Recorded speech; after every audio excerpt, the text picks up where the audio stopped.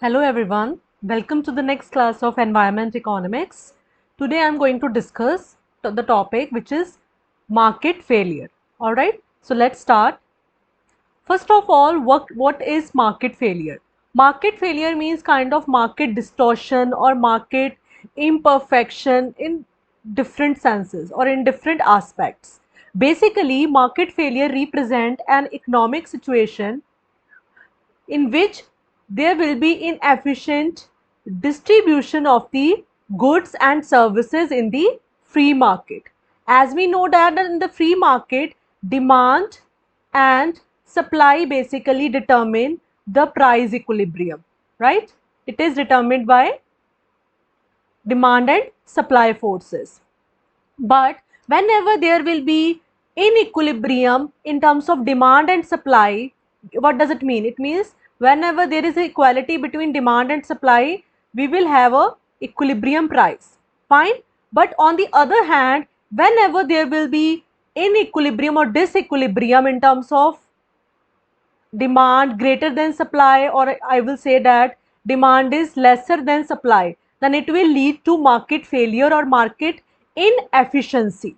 And this is basically represented in terms of inefficient distribution of goods or inefficient allocation of the goods in the free market.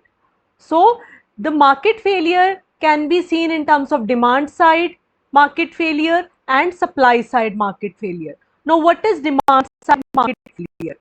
Demand side market failure means when the demand curve do not consider full willingness of the consumer to pay. So, in any situation, if demand curves have not considered the full willingness of the consumer in terms of paying for a particular commodity, then it will lead to demand side market failure. On the other hand, supply side market failure is that in this case, if a producer has not incorporated the full cost of producing a product. So if you have not considered the full cost means the money cost as well as the cost incurred in terms of the health issues generated from a particular industrial activity or production activity for the people of the society. So whenever such kind of cost is not included and full cost is not incorporated, then that market failure or market inefficiency or market distortion is known as supply side market failure. So market failure basically represent the misallocation of the goods and services that emerges in the free market due to the disequilibrium occurred between demand and supply forces. Alright, now let's move further. Next is, what are the causes of market failure? Basically, causes represent the certain concepts which are associated with the market inefficiency or market failure. One by one, we will talk about these aspects of the causes and we will be able to understand their role. First is externalities. Now, what are externalities? Externalities means when an activity occurred between two parties impact the third party which was not involved in that particular activity. So externalities can be positive, externalities can be negative, and it can be seen in terms of production and consumption, that we will see later. Second is information failure. Information failure is also known as asymmetric information. The term that we can use to represent this, asymmetric information. Fine.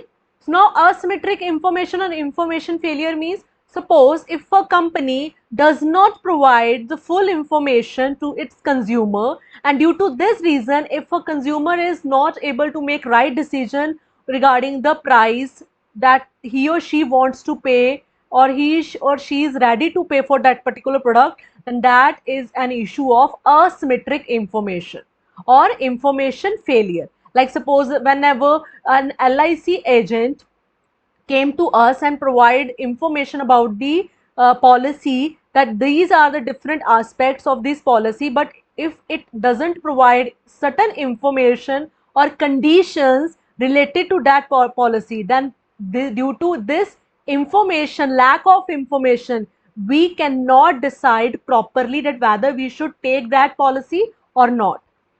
So in the similar way, the consumer can prevent or can hide certain information about itself whenever he or she take health policies. So information failure also lead to market failure. All right. The third one is the cause or the reason for the market failure is the market control. Market control says that the control can be made by the buyers as well as the sellers. So if the seller control the market, then this will be a situation of monopoly, oligopoly, because in case of few sellers, this is possible that the market power can be into the hands of few people. So if I consider the seller aspect in order to show the market control, then we can see that in case of monopoly or oligopoly can lead to market control or market power, and that may emerge in terms of market failure. Fine. On the other side, if we take into consideration the buyer's aspect,